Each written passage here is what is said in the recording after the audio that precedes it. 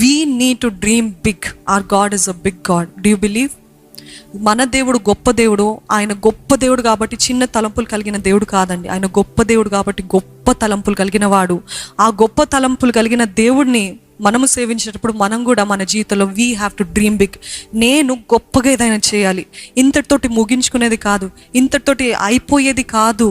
I have to do something bigger, beyond my limit.